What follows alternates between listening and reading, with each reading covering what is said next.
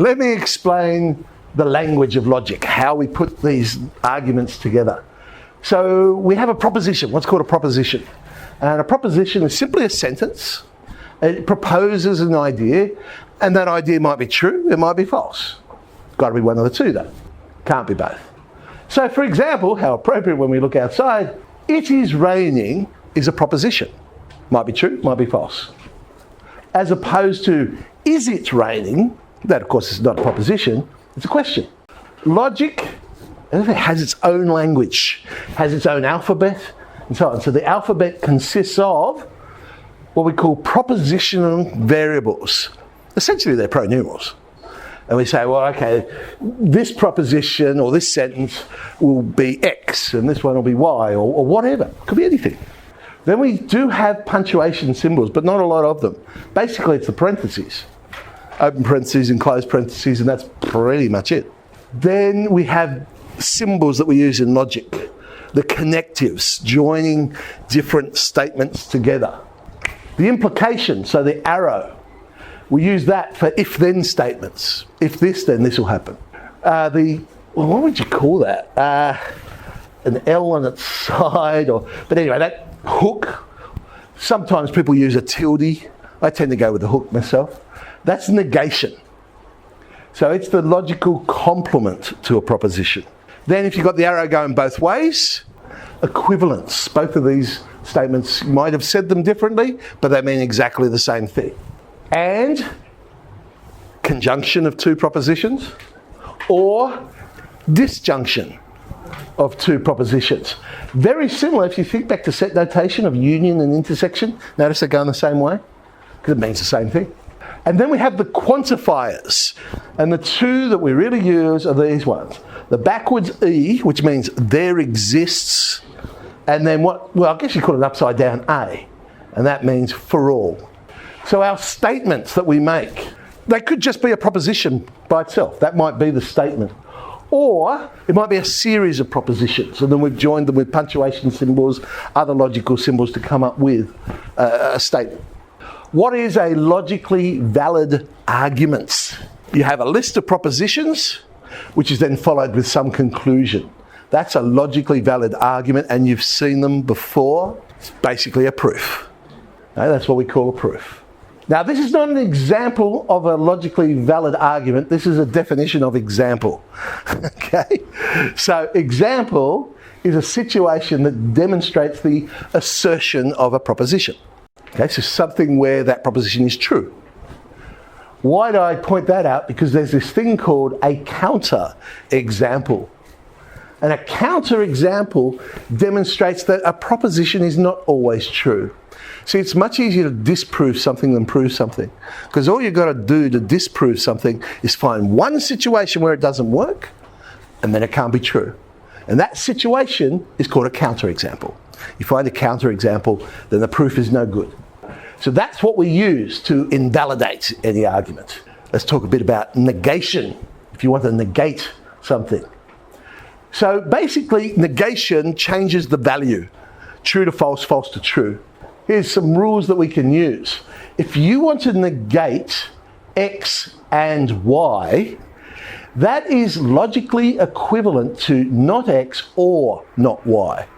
Okay? Because if you think about it, if I don't have X or I don't have Y, then it would be impossible for me to have X and Y. So they are logically equivalent.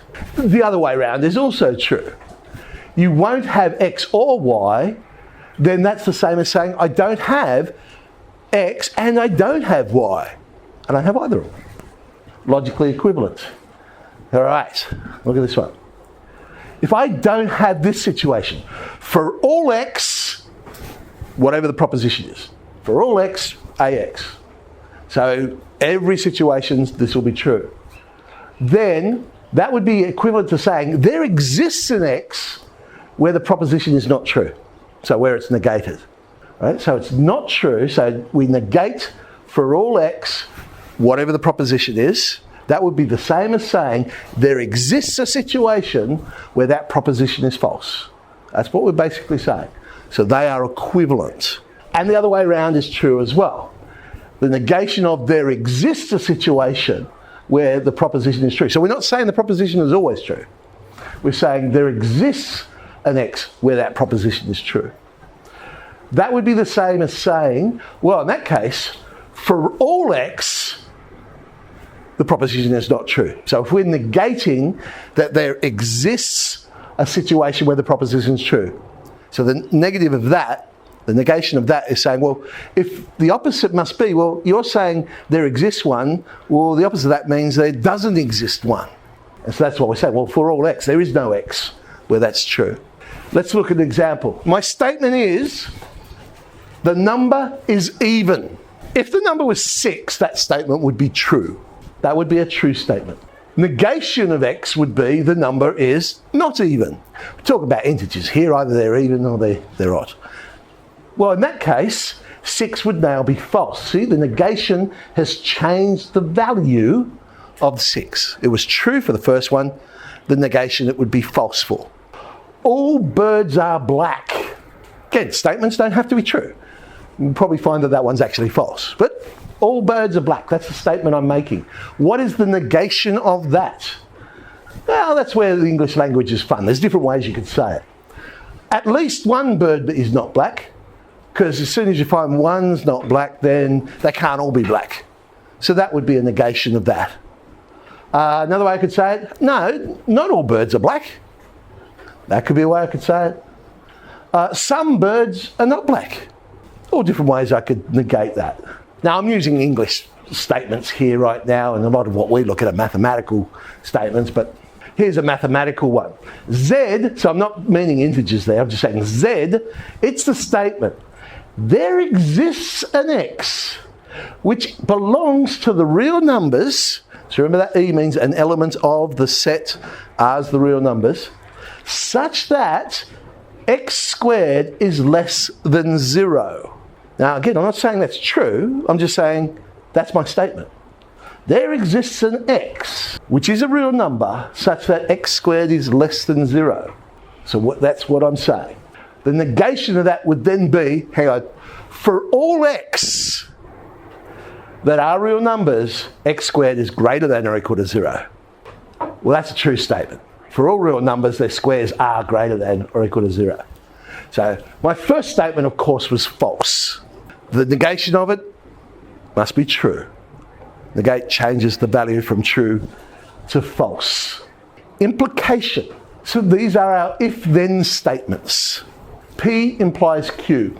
That's pretty much what you've been using in your deductive geometry, because you've got all of these statements, and if they're true, it implies whatever your conclusion is. So you say, well, if all these are true, then this must be true.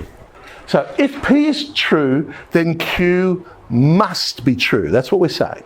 If we know P, Q has to be true. P implies Q will happen. So P is what we call the premise. It's the premise of the implication. Q is our conclusion, what we conclude. P is what's called a sufficient condition for Q. So what do we mean by that? Q could still exist without P. Okay? Just because we've got Q, we can't from that imply that we've got P. Q could still happen. However, if we have P, Q must be there, because P implies Q. So that is why P is a sufficient condition for Q. If we know P, that's sufficient for us to conclude Q. P implies Q. Q is a necessary condition for P. So Q is necessary for P. Why? Because P cannot exist unless Q exists. Because if P implies Q, so every time we've got P, Q must happen. Well, if we haven't got Q, then we can't have P. So Q is necessary for P to exist. So that's why we call it a necessary condition. Here's a lovely example. X is the statement. You score 90% or above in extension 2. Y, there's the statement. You always listen to your teacher. So X implies Y. So scoring 90% or above is sufficient to conclude that you always listen to your teacher. That is sufficient. However, It is necessary to listen to your teacher in order to score 90% or above in extension 2. So the difference between sufficiency and necessary. Now, negation. This is interesting. If you want to negate the implication, if you want to negate P implies Q, what would the opposite be? It actually is P and not Q. Because if you have a situation where you have P but you don't have Q, well, that must be the opposite of P implies Q. Because remember, we said it was necessary to have Q if we've got P. So if we've got P and not Q, then that is the opposite case. So that negates what we're talking about. Converse is basically the reverse of the implication. Reading it the other way. So the converse of P implies Q is Q implies P. That would be the converse. It does not mean that the converse of a true statement is true. It might be, but it doesn't have to be. And the other way around too, false. It doesn't mean that if you've got a false statement, its converse will also be false. It could be true. Okay, let's give an example of that. X is the statement, it is raining. Y is the statement, the grass is wet. The grass is wet. Now, whilst it may be true that X implies Y, if it's raining, probably a good chance the grass is wet. It's not necessarily true the other way around. If the grass is wet, it is raining. No, someone might have turned on the sprinkler. So it's not always true that the converse will be true. Equivalence, they're our if and only if statements. IFF, if you've ever seen it. If and only if is what IFF means. So P, the statement P is equivalent to the statement Q. So two statements are equivalent if each is the consequence of the other. And I'll go to geometry for this one. Statement X, ABCD is a parallelogram. Okay? Y, the diagonals AC and BD bisect. They are both true. X does imply Y. If you've got a parallelogram, it is fair enough to imply that the diagonals bisect. Because that's a feature of a parallelogram, we know that. But the other way around is true. If you've got a shape where the diagonals bisect each other, then you know you have a parallelogram. It reads both ways. So that means X, the statement X, is actually equivalent, logically, to the statement Y. And that would be how I'd write it in words using the IFF. ABCD is a parallelogram if and only if the diagonals bisect each other. Contrapositive. The contrapositive of an implication is formed when you negate the converse. All right, hang in there. Our original statement is P implies Q. The contrapositive statement would be not Q implies not P. Now, the reason why that's important is those two statements are logically equivalent. They are logically equivalent. So sometimes when we do a proof, proving P implies Q might be difficult, but proving not Q implies not P might be easy. So you go and prove that instead. And because they're logically equivalent, we can say we've proved it. So an implication is logically equivalent to its contrapositive. Here's an example of that. X is my statement. A polygon is a triangle. Y is the statement. Interior angle sum is 180 degrees. X does imply Y. If a polygon is a triangle, then we know the interior angle sum is 180. But have a look at the contrapositive. The contrapositive would be negation of Q implies negation of P. So if the interior angle sum is not 180, then the polygon is not a triangle. Can't be. So they are logically equivalent. All right. We're almost there. This is now what I think is the fun bit of logic, truth tables. And before I start truth tables, I'm going to tell you something. Not in the course. Don't know why. I have no idea how you can do logic without them. So you might find them useful in some questions. You might not. It doesn't matter because not in the course. But I'm going to try and show you because gosh, we're getting to a reasonably high level once we start using truth tables. And I guess the first time I would have seen it, maybe second year at uni. So I mean, you're sort of starting to get into some high level thinking here. All right, truth tables. Here are all the different things we might see. The P and Q are statements, okay? We might have not P, might have not Q as well, but not P. We might have P and Q, we might have P or Q. We could have P implies Q, and we could have P is equivalent to Q. Now, these are my statements to use as an example so we can fill in this to see what happens in these situations. P is going to be my statement, the cat is white. Q is going to be my statement, the dog is black. Now, I'm going to assume both are true. If both are true, which of these statements will be true? Will the negation of P be true? Well, no, because the negation changes the value. So not Q would also be false. P and Q would be true, right? Because we're saying if they're both true, then yes, the cat is white and the dog is black. They're both true. P or Q is also true because we're saying, well, the cat is white or the dog is black. Well, they both are true, but yeah, one or the other. Does P imply Q? P implies Q. I have P, I have Q. Yes, because they're both true. So P implying Q is true. If I have P, I've got Q. I know, because we know they're both true. So if I have P, then I must have Q, because they're both true. And they would therefore be equivalent because they're both true. But imagine this one.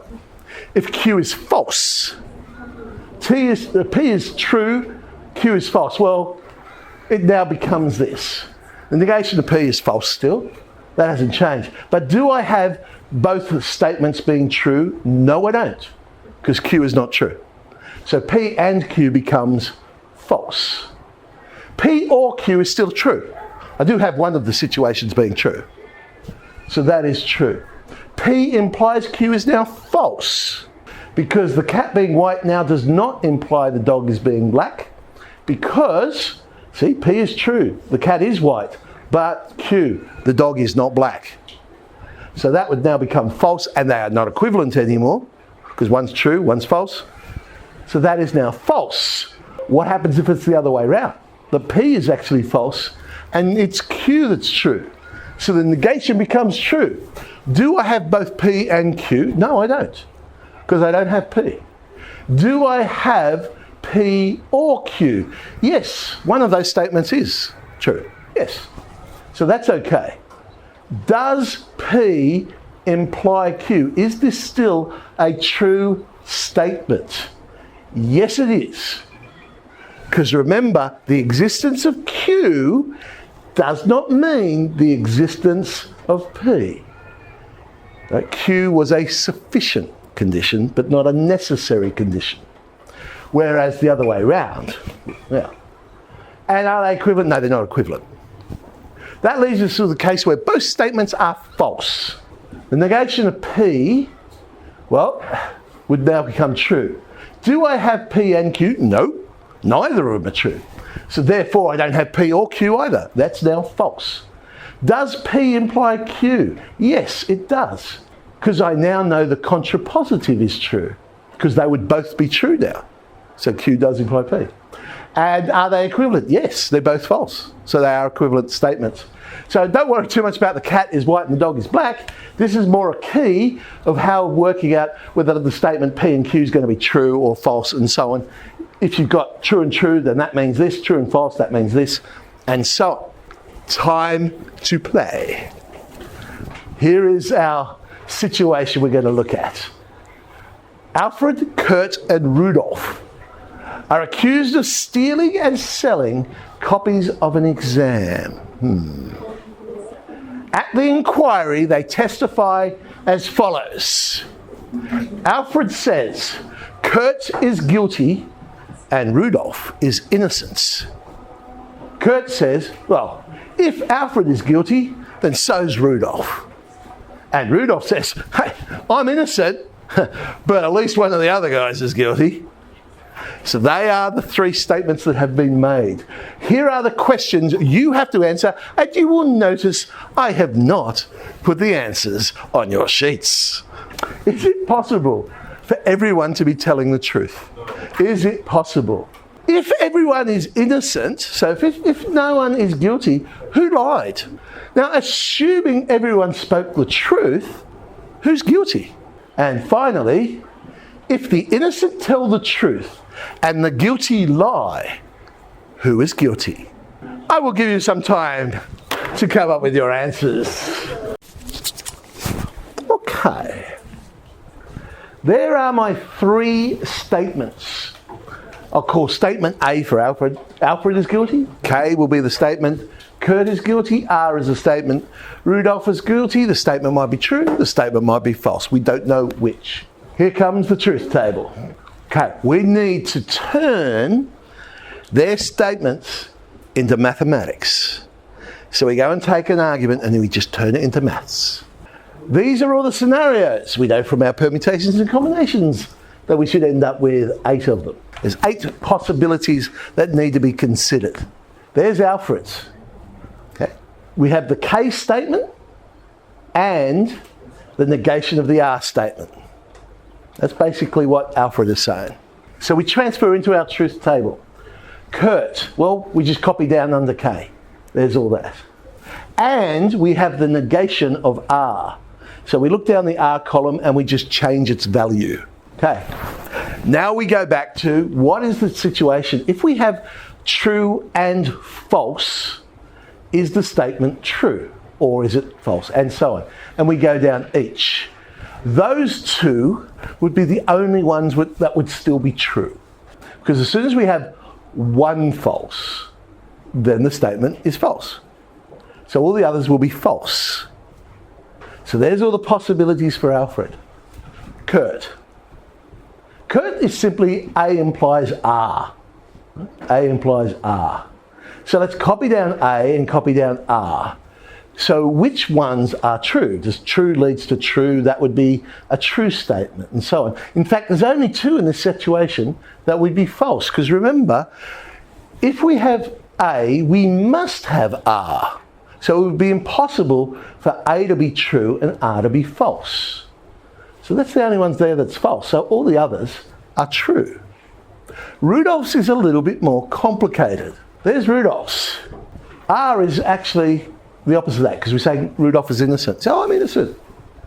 And he also said, but one of the others, so A or K, one of the others is guilty. Right, just like maths, we work from parentheses, inside out. Let's fill in the A and the K, but also the not R. We'll start inside the parentheses. We have an or situation.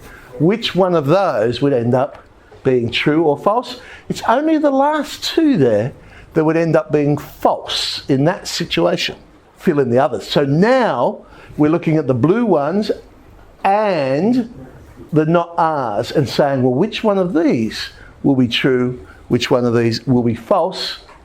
There's the true ones, so the others are false. We have our completed truth table. Now let's look at what we asked. Can everyone be telling the truth? So we now we're looking at the red. They are the arguments. Is there a situation where all 3 are true? The truth table makes it very easy. There it is. So yeah, it is possible.